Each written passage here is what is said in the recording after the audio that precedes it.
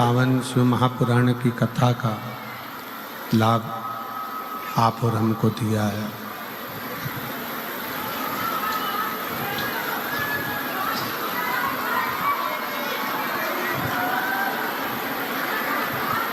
मानव का शरीर मनुष्य की देह और उस मानव के शरीर में, मनुष्य की देह में भगवान शिव की अविरल भक्ति बहुत जरूरी है, क्योंकि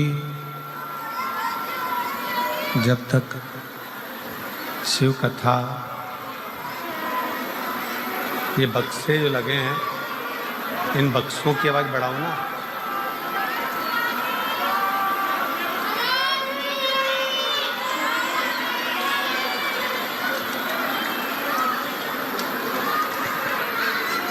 भगवान देवाधिदेव महादेव शिव, ओगड़दानी, त्रिकालदर्शी, कैलाशी, अविनाशी शंकर, जो संपूर्ण विश्व का कल्याण करने वाले हैं, संपूर्ण जगत का उद्धार करने वाले हैं। यदि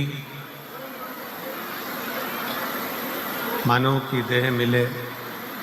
मानव का शरीर मिले, आवाज़ यहाँ पर भी नहीं आ रही है बेटा, यहाँ भी आवाज़ नहीं है, तो इन लोगों को क्या आवाज़ आएगी?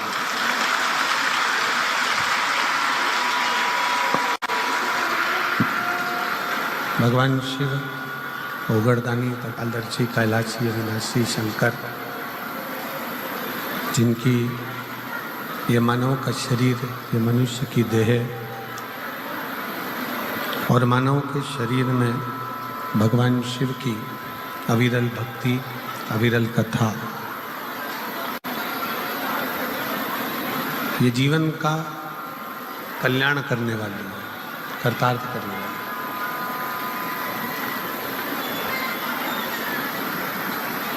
मानव के शरीर में, मनुष्य के शरीर में, प्रत्येक मानव देह में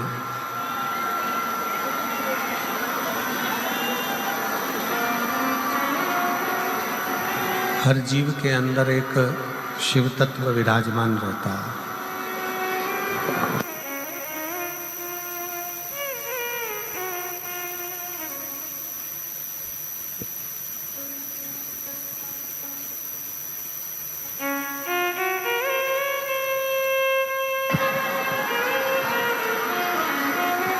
शिव तत्व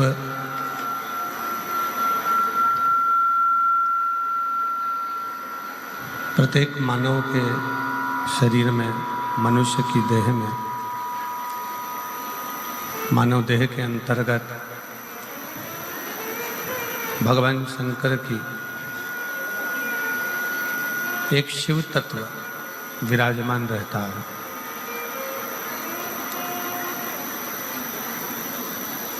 और वही शिव तत्व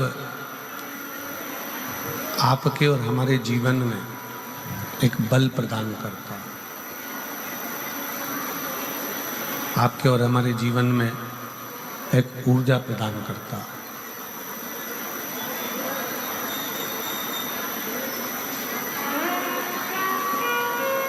शिव महापुराण की कथा कहती है, भगवान शंकर का चरित्र कहता है, शिव तत्व कहता है, ए बेटा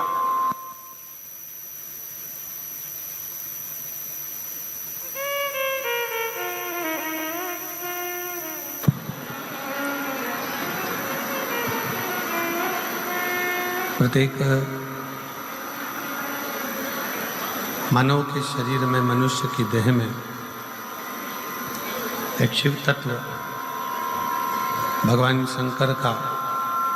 एक तत्व विराजमान होता है। और जब आप और हम जिस समय पर भगवान शंकर की अविरल भक्ति को धारण करते हैं, भगवान शिव की एक निर्मल भक्ति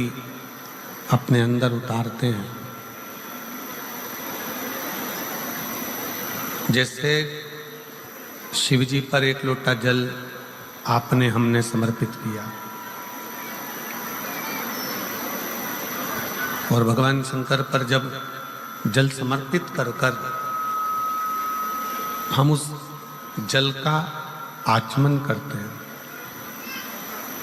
हम उस जल को पीते हैं, आचमन करते हैं, तब उस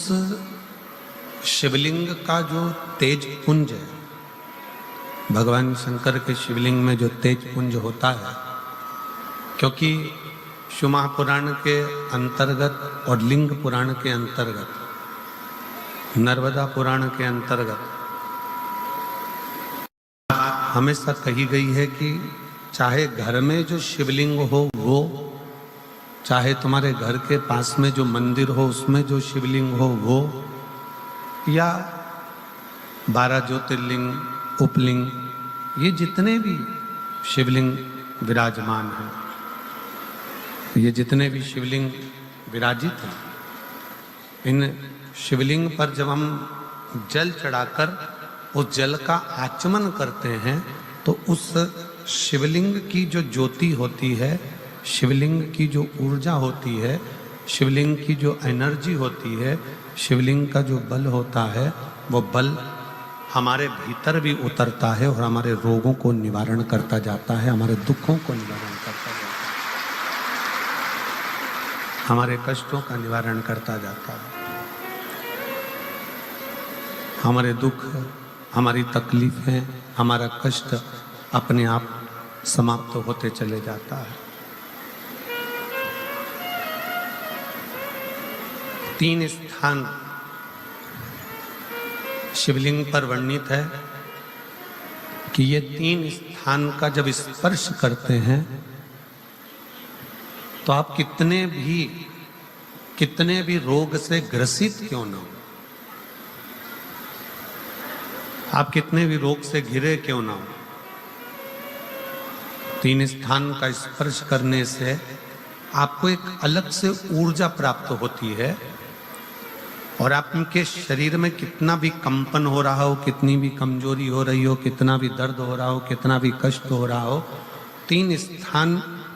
शिवालय में शिवलिंग के जगह पर बताए गए हैं। उन स्थानों का स्पर्श करने से शरीर में एक ऊर्जा आती है,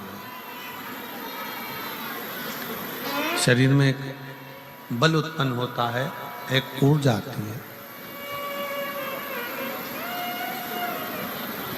शरीर के अंतर्गत एक ऊर्जा का संचार होता रहता है। अब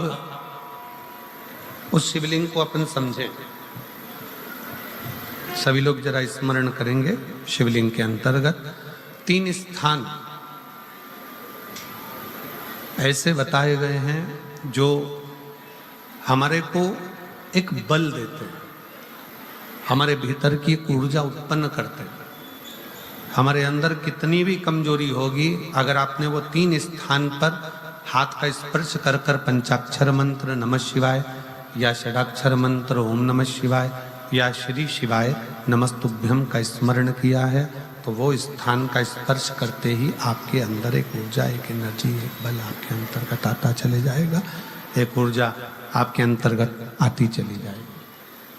3 स्थान, पहला जो ये जलाधारी बनी हुई है, ये जो गोल जो भाग आता है, जलाधारी में जो भी गोल भाग है वो गोल भाग का हाथ से स्पर्श करना, अर्थात जो माता जी का हस्त कमल है, पार्वती जी का, वो जो गोल जलाधारी है जिस पे शिवलिंग रखा हुआ है, वो गोल जला, ये जो चरण है जहां से पानी बहकर जाता है उस स्थान पर नहीं, जहां गोल भाग है उस गोल भाग पर अपने सीधे हाथ का स्पर्श करना और श्री शिवाय नमस्तुभ्यम का जाप या पंचाक्षर मंत्र या षडाक्षर मंत्र ओम नमः शिवाय का जाप करना, पहला। दूसरा स्थान, जहां से पानी बहकर जा रहा है उस स्थान का पानी जहां से बहकर नीचे गिरता है वो भाग पर अपने हाथ का स्पर्श।